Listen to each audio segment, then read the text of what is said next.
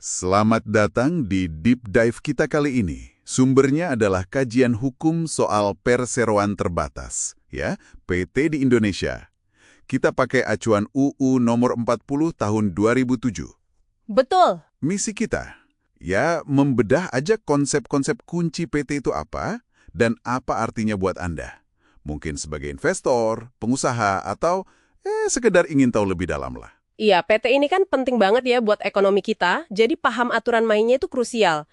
Kita coba sentuh pilar-pilarnya nih. Oke. Gimana PT itu dianggap pribadi hukum yang lain, terus kenapa pemegang saham tanggung jawabnya terbatas, dan, nah ini penting, kapan tirai itu bisa dibuka. Oh, maksudnya perlindungan itu bisa hilang gitu? Bisa, nanti kita bahas. Sedikit soal aksi korporasi dan CSR juga mungkin ya? Oke, siap. Mari kita bongkar dari dasarnya dulu. Konsep separate entity. Nah, itu dia. Bayangin aja PT itu kayak individu lain gitu ya. Punya hak, kewajiban, harta sendiri. Pokoknya pisah dari Anda sebagai pemiliknya. Tepat. PT ini lahir secara hukum itu pas dapat pengesahan dari Menteri Hukum dan HAM, jadi ada akte lahirnya lah istilahnya. Oke. Implikasinya kan jadi jelas, kalau PT punya utang, yaitu utang PT, bukan utang Anda pribadi. Itu yang bikin aman investor ya. Betul sekali. Itu fondasinya. Tapi ini jadi menarik kalau kita lihat struktur grup perusahaan yang kompleks. Maksudnya kayak holding dan anak usaha gitu. Iya, benar. Secara hukum kan mereka tetap entitas beda-beda ya. Tapi realitas bisnisnya seringkali nyambung banget. Nah, ini bisa jadi abu-abu. Contohnya gimana tuh? Misalnya kasus kerugian di anak perusahaan BUMN. Kan modalnya banyak dari negara tuh. Iya. Pertanyaannya jadi pelik, kalau anak usahanya rugi, apa itu otomatis kerugian negara? Padahal PT-nya kan entitas terpisah. Ini sering jadi perdebatan seru, menguji prinsip separate entity di lapangan. Menarik. Oke, lanjut ke daya tarik utama PT nih. Tanggung jawab terbatas atau limited liability. Nah, ini dia selling point-nya PT. Artinya, resiko rugi Anda sebagai pemegang saham cuma sebatas modal yang disetor aja kan? Harta pribadi pada prinsipnya aman. Betul. Makanya orang lebih berani investasi, berani ambil risiko bisnis pakai PT. Prinsip ini di mana-mana ada ya? Hampir semua negara pakai ini ya, walaupun ada variasinya. Misalnya di negara maju, banyak yang punya Limited Liability Partnership atau LLP. Oh, LLP. Itu bedanya apa? Dia kayak gabungan gitu. Fleksibilitasnya kayak persekutuan, tapi tanggung jawabnya terbatas kayak PT. Di Indonesia, LLP belum seumum PT. Kalau firma atau CV? Nah, kalau firma atau CV itu umumnya tanggung jawab sekutunya tidak terbatas. Bisa sampai ke harta pribadi. Itu beda utamanya dengan PT. Oke, paham. Nah, ini bagian yang paling bikin penasaran. Limited liability, ini kan katanya ada batasnya. Betul. Ada situasi di mana pengadilan bisa nembus gitu ya, antara PT dan pemegang saham. Istilahnya piercing the corporate veil. Tepat sekali. UU PT kita di pasal 3 ayat 2 itu menyebutkan beberapa kondisi kapan tanggung jawab terbatas itu bisa gugur. Kapan aja tuh? Secara umum ada dua kelompok besar lah. Pertama, kalau ada masalah sama formalitas PT-nya sendiri. Maksudnya?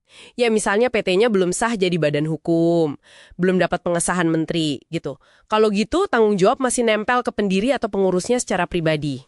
Oke, itu soal formalitas. Terus yang kedua? Nah, yang kedua ini yang sering jadi pusat perhatian, penyalahgunaan PT oleh pemegang sahamnya.